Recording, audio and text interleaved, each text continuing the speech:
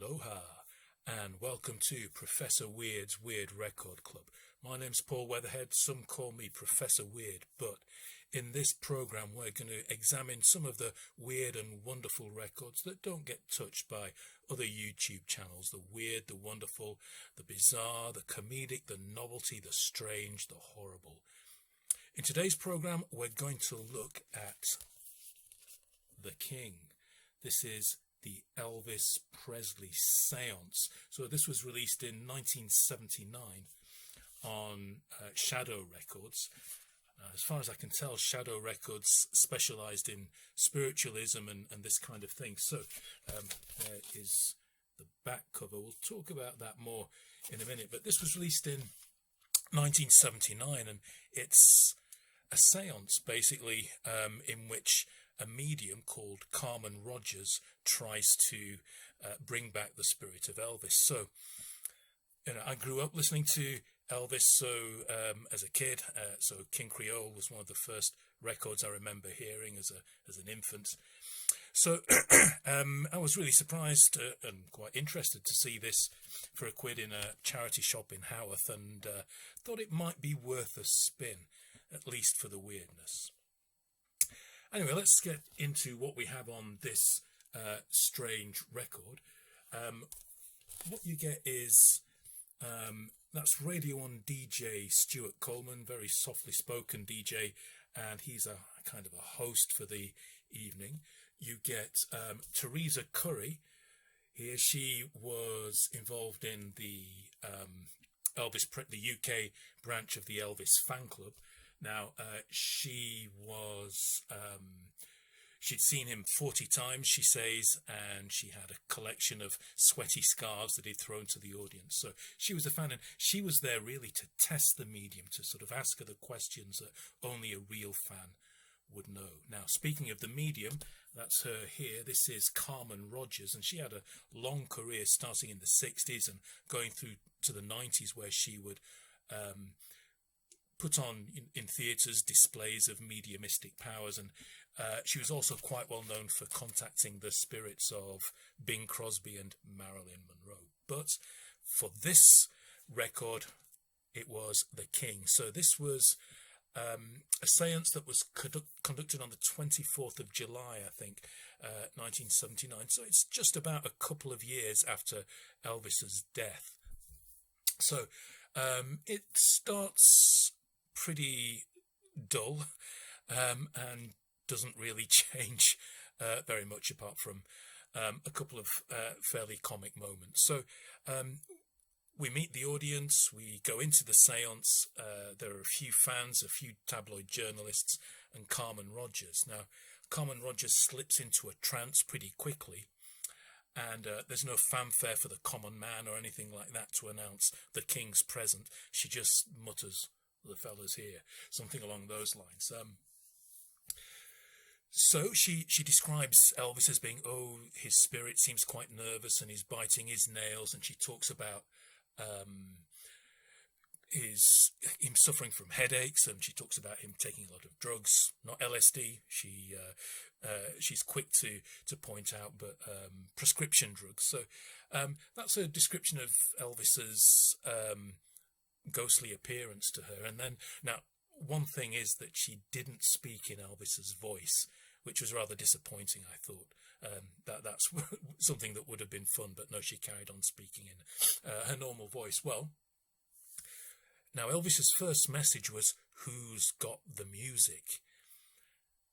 No one really knew what she was talking about, and so she went on to say that Elvis was unhappy about some kind of memorial concert that was being held for him 2 years after his death, and that there was some disagreement between two singers as to who was going to sing a song, and that one of his songs had the arrangement messed around with.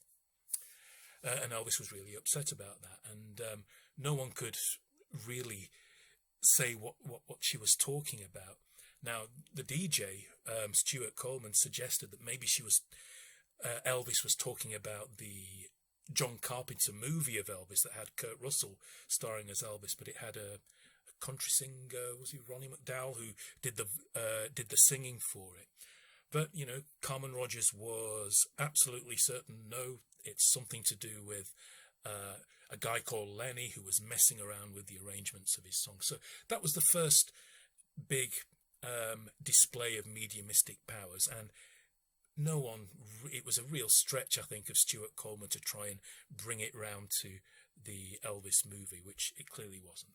So after that, she goes on to discuss the autopsy, Elvis's autopsy, and she talks about a couple of things. She said, he drank a lot, and there's no reply that wasn't really correct. And then she said, no, he drank a lot of Gatorade, and she said she can taste it in her water.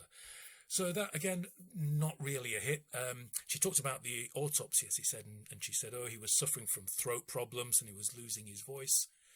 Well, Teresa Curry said that wasn't true. And so at this point, the medium, Carmen Rogers, seems to be floundering a little, and she starts, he had really big feet.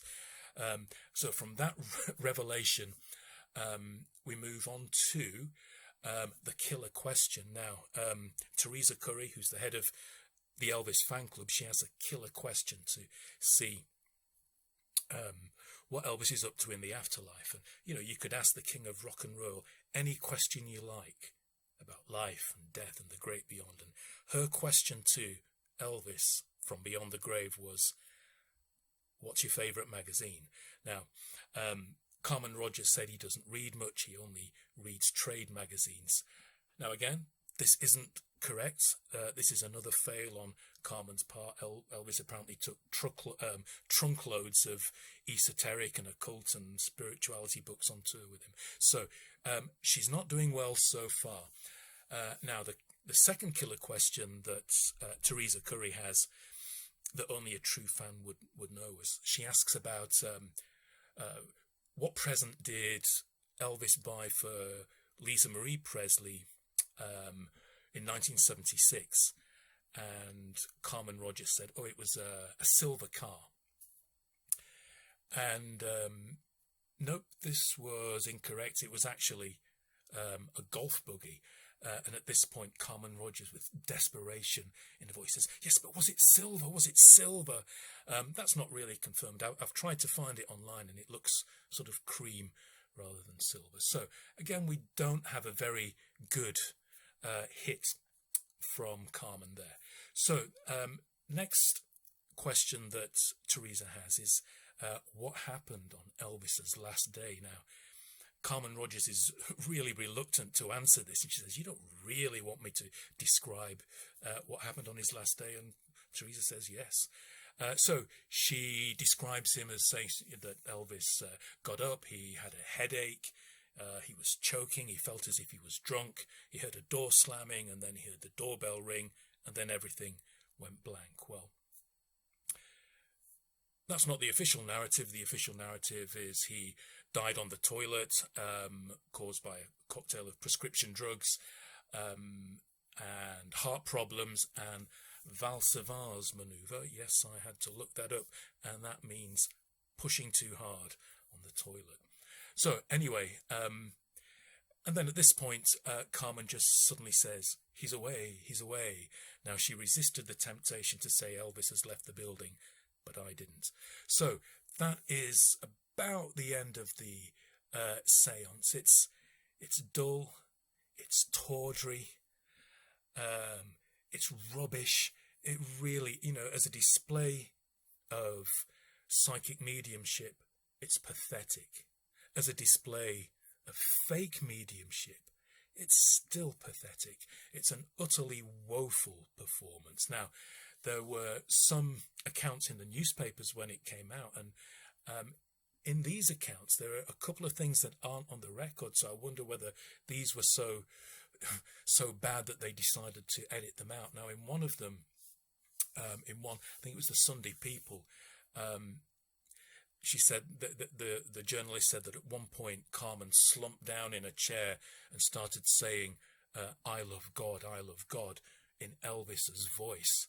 So now this isn't on the record, so I wonder whether that was cut off, whether that was too silly for even a true believer to stick with. So That's it. That's the Elvis Presley Séance. It is not impressive. It is embarrassing. And, you know, for a medium, as I said, it's a very, very poor performance. Now, is it just me?